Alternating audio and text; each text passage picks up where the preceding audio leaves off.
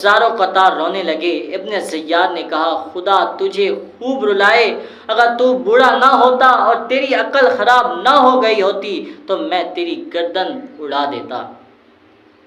حضرت زید وہاں سے اٹھے اور یہ کہتے ہوئے چلے گئے کہ غلام نے غلام کو حاکم بنا دیا، جس نے سارے بندگان خدا کو اپنا خانہ زاد بنا لیا۔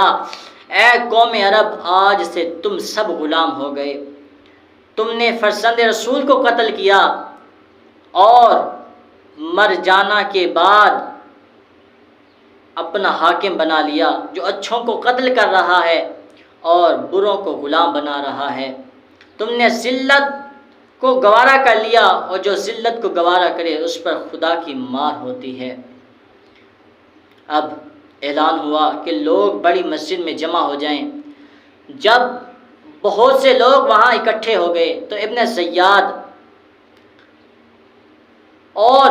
بد و نہاد مسجد میں گیا اور منبر پر کھڑے ہو کر کہا اللہ کا شکر ہے کہ جس نے حق اور اہل حق کی مدد کی، امیر المؤمنین یزید بن معاویہ ان کے ساتھیوں کو کامیابی عطا فرمائی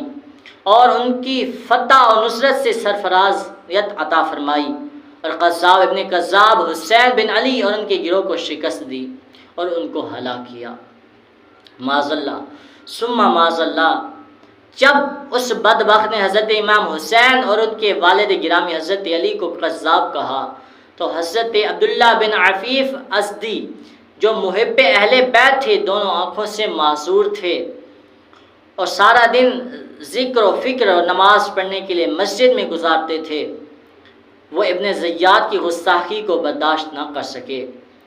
بےتاب ہو کر کھڑے ہو گئے اور فرط غضب سے کانپتے ہوئے فرمایا او ابن مرجانہ، تو ہی قذاب ابن قذاب ہے، اور جس نے تجھے حاکم بنایا وہ بھی قذاب ہے۔ حسین سچے، ان کے باپ سچے، ان کے نانا سچے، تم لوگ اولاد رسول کے قتل کے مجرم ہو اور باتیں صدیقین جیسی کرتے ہو۔ ابن زیاد نے کہا اسے پکڑ لو۔ سپاہیوں نے انہیں گرفتار کر لیا۔ ابن عفیف کی قوم کے بہت سے لوگ وہاں موجود تھے، انہوں نے ان کو چھڑا لیا، مگر ظالم ابن زیاد کو ان کا خون بہائے بغیر چھین کر جو ہے انہیں قتل کیا۔ گھر سے بلوا کر ان کو قتل کرنے کے بعد شہرائے عام پر ان کی لاش کو وار پر لٹکا دیا، اور اس طرح کوثر کے ساحل پر ایک جان نثار کا اور اضافہ ہوا۔ پھر ابن زیاد نے امام علی مقام کے سر مبارک کو کوفہ کے کوچے بازار میں پھروایا اور اس طرح اپنی بے غیرتی اور بے حیائی کا مظاہرہ کیا۔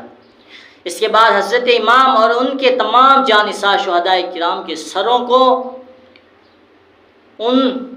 اسیران اہل بیت کو ایک جماعت کے ہمراہ شمر وغیرہ کی سرگردگی میں یزید پلید کے پاس اس حالت میں روانہ کیا کہ حضرت زین العابدین کے ہاتھ پاؤں کو زنجیروں میں جکڑ کر دیا گیا اور بیبیوں کو اونٹنوں کی ننگی پیٹھوں پر بٹھایا گیا،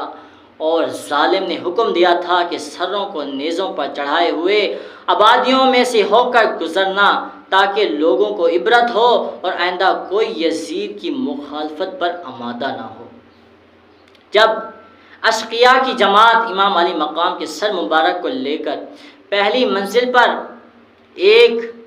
گرجے گھر کے پاس رات گزارنے کے لیے اتری اور باروایت علامہ صباں شراب پی رہے تھے تو ایک لوہے کا قلم غیب سے نمودار ہوا جس نے خون سے یہ شعر لکھا کہ جنہوں نے حضرت امام حسین کو شہید کیا ہے، کیا وہ اس بات کی امید رکھتے ہیں کہ ان کے نانا جان قیامت کے دن ان کی شفاعت کریں گے؟